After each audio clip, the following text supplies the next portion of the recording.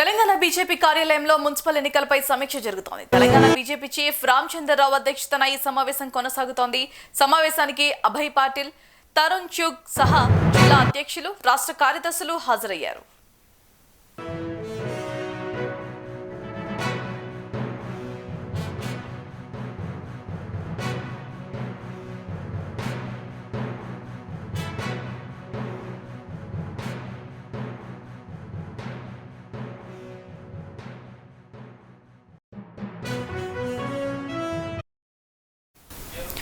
Telangana BJP కార్యాలయంలో municipal ఎన్నికలపై సమీక్ష జరుగుతోంది. తెలంగాణ బీజేపీ చీఫ్ రామచంద్రరావు అధ్యక్షతన ఈ సమావేశం కొనసాగుతోంది. సమావేశానికి అభయ్ పాటిల్, తరుణ్ చుగ్ సహా జిల్లా అధ్యక్షులు, రాష్ట్ర కార్యదర్శులు హాజరయ్యారు. ఇక బీజేపీ సమావేశంపై మరింత సమాచారం మా ప్రతినిధి రాజశేఖరాచార్య అందిస్తారు. రాయచారి చెప్పండి. Thank you Bharati.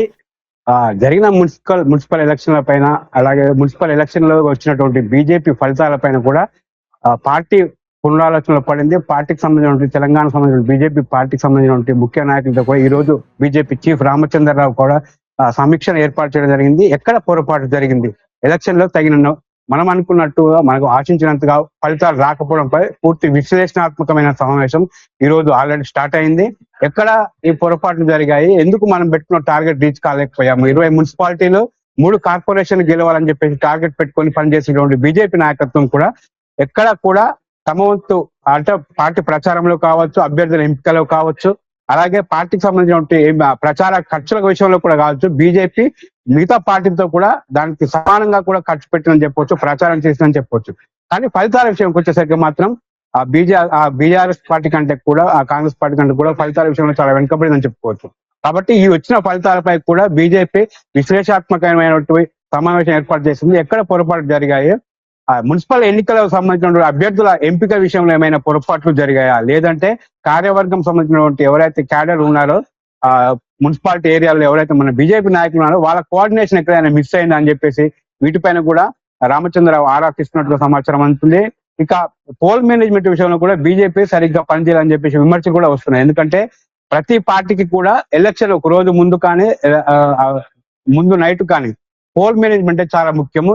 ఓటర్లను ఆకర్షించడానికి, ఓటర్లను ప్రలోభ పెట్టడానికి, లేదంటే ఓటర్లను మన తమ వైపు తిప్పుకోవడానికి ముఖ్యంగా ఉపయోగపడేది పోల్ మేనేజ్మెంట్. ఈ పోల్ మేనేజ్మెంట్ విషయంలో కూడా బీజేపీ చురుకుగా పాల్గొనలేదు, కార్యకర్తలు కూడా యాక్టివ్ గా లేరని చెప్పేసి విమర్శలు వస్తున్న నేపథ్యంలో కూడా ఈ సమావేశం చాలా ప్రముఖ ప్రాధాన్యత ఏర్పడుతుందని చెప్పొచ్చు. ఎందుకంటే ప్రతిసారి కూడా ఎలక్షన్ లో వచ్చిన ప్రతిసారి కూడా బీజేపీ సమావేశాలు నిర్వహిస్తుంది, దానికి సంబంధించిన ఫలితాల విషయంలో కూడా పునర్సమీక్షిస్తుంది. కానీ ఫలితాలు వచ్చేసరికి, కార్యాచరణ వచ్చేసరికి మాత్రం అందులో ఫెయిల్ అవుతుంది. కాబట్టి ప్రతిసారి ఇలా జరుగుతుంది. కాబట్టి ఈ మరీ వచ్చే ఎలక్షన్ లో కూడా ఇలాంటి ఘటనలు పునరావృతం కాకుండా కూడా తగు చర్యలు తీసుకోవాలి. దానికి సంబంధించిన విషయాలపై కూడా క్యాడర్ కు దిశానిర్దేశం చేయాలని చెప్పేసి బీజేపీ రామచంద్రరావు చీఫ్ ఆలోచిస్తున్న నేపథ్యంలో కూడా ఈ సమావేశంకు ప్రాధాన్యత ఏర్పడుతుందని చెప్పవచ్చు. అలాగే ఈ సమావేశానికి తరుణ్ చుగ్, అభయ్ పాటిల్ కూడా హాజరు కావడం జరిగింది. చాలా మీటింగ్ లో కూడా ఎప్పుడోసారి కూడా తెలంగాణలో ఎప్పుడు ఎలక్షన్లు వచ్చినా కూడా ఈ ముఖ్య నాయకులకు రావడము, ఎందుకంటే ఒకరు తెలంగాణ బీజేపీ ఇన్ఛార్జ్ అభయ్ పాటిల్ కావచ్చు, అలాగే తరుణ్ చుగ్ జాతీయ జనరల్ సెక్రటరీ, వీళ్ళిద్దరు కూడా తెలంగాణపై పూర్తి ఫోకస్ పెట్టినట్టు తెలుస్తుంది. కాబట్టి తెలంగాణ వచ్చే ప్రతి ఎన్నికల విషయంలో కూడా వీరిద్దరి ప్రాధాన్యత ఎక్కువగా ఉంటున్న నేపథ్యంలో కూడా వీరి ఆధ్వర్యంలో ఈ సమావేశం నిర్వహిస్తున్నారు. కాబట్టి ఎందుకు ఈ వచ్చిన ఫలితాలు తమకు అనుకున్న టార్గెట్ ఎందుకు రీచ్ కాలేకపోయాయని చెప్పేసి ప్రధాన ఎజెండాగా ఈ సమావేశం జరగబోతుంది. ఇక రాబోయే జెడ్పీటీసీ, ఎంపీటీసీ ఎలక్షన్లపై కూడా ఈ సమావేశం కీలక సూచనలు చేయబోతుంది అధిష్టానం క్యాడర్ కు. ఎందుకంటే ఇలాంటి మున్సిపల్ ఎన్నికల్లో వచ్చినటువంటి ఫలితాలు ఏవైతే ఉన్నాయో రాబోయే జెడ్పీటీసీ, ఎందుకంటే ఈ మంత్ 27కు నోటిఫికేషన్ వస్తుందని చెప్పేసి ప్రచారం జరుగుతున్న నేపథ్యంలో కూడా జెడ్పీటీసీ, ఎంపీటీసీ సంబంధించిన ఎలక్షన్ల విషయంలో కూడా తగు జాగ్రత్త తీసుకోవాలి. ఇలాంటి విషయాలు మళ్ళీ పునరావృతం కాకుండా జెడ్పీటీసీ, ఎంపీటీసీలో కూడా బీజేపీ ఎక్కువ స్థానాలు గెలుచుకోవాలని చెప్పేసి బీజేపీ భావిస్తుంది.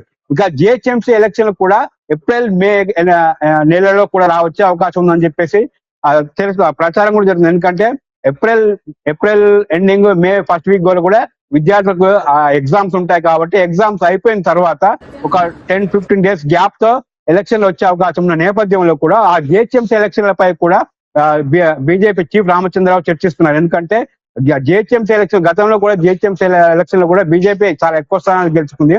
అదే విధంగా కూడా ఈసారి కూడా అంతకంటే ఎక్కువ స్థానాలు గెలుచుకోవాలని చెప్పేసి ఉద్దేశంతో కూడా గ్రేటర్ హైదరాబాద్ సంబంధించినటువంటి జిహెచ్ఎంసీ పరిధికి సంబంధించినటువంటి ఎవరైతే ముఖ్య నాయకులు జిహెచ్ఎంసీకి సంబంధించినటువంటి బీజేపీ నాయకులు ఉన్నారో వాళ్ళందరితో కూడా ఇప్పుడు విడిగా సమావేశం జరగబోతుంది.